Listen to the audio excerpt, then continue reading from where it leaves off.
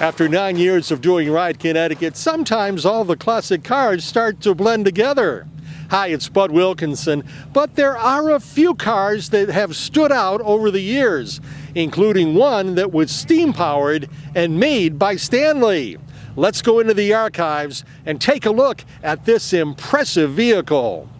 Before this can happen, before Don Nelson's steam-powered 1911 Stanley touring car hits the road, he must do much more than turn a key. Fuel must be added, Coleman fuel for the pilot light, and a mix of gas and kerosene for the boiler.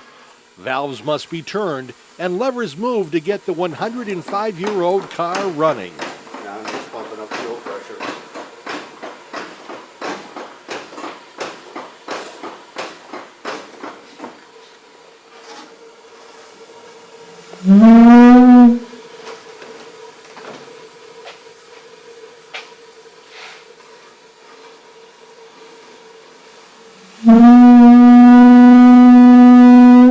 It's a complex routine that the Harwinton resident knows well, having been collecting Stanleys since 1978. It was a interest in steam.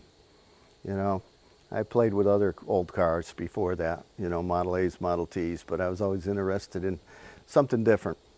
So that's when I went looking for something run by steam. What do you have in your collection, and how many of them run?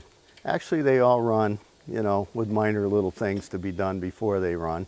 But I have 4, 1904, 2 1911s, and 1909. Stanley automobiles were built in Newton, Massachusetts between 1902 and 1924. There's probably about 500 or 600 in the world, you know, and some of the guys are actually, you know, finding parts and putting them together. You know, you make what you don't have. It's a long process, but, you know, there's still stuff out there, believe it or not. The Stanley that Nelson pulled from the barn on a warm, sunny day last fall was a red beauty. Before taking it out for a spin, Nelson did some warm-up laps in his yard, often cranking a lever to keep the fuel pressure up.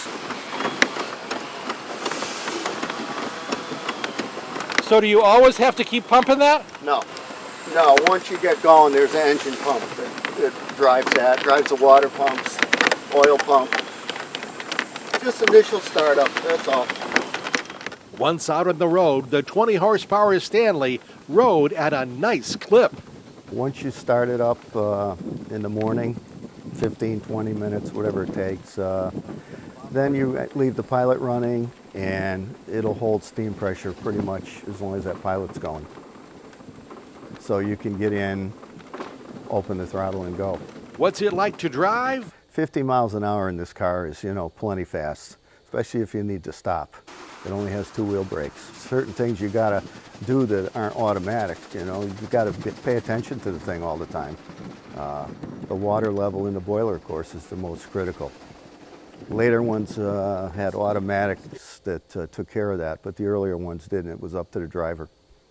And that's devastating if you run out of water. You don't just put water in it and go again. It's a major problem. What happened? You burn the boiler, scorch the boiler, and all the tubes loosen up. And like I say, it's a major job. I mean, you can actually destroy it to the point where it's scrap, start all over again, new boiler. It does use quite a bit of water, about a mile to the gallon is what you get. And it holds about 40 gallons of water. So that's the limit, 40 miles? Yeah, you need to get water, and, you know, before 40 miles is up. And if water is needed while out on the road? With this, I have a hose on the side, and, you know, I can pull alongside a pond or a brook and siphon it out of there. It has a steam siphon on it. It's no surprise that many folks today have never even heard of a Stanley.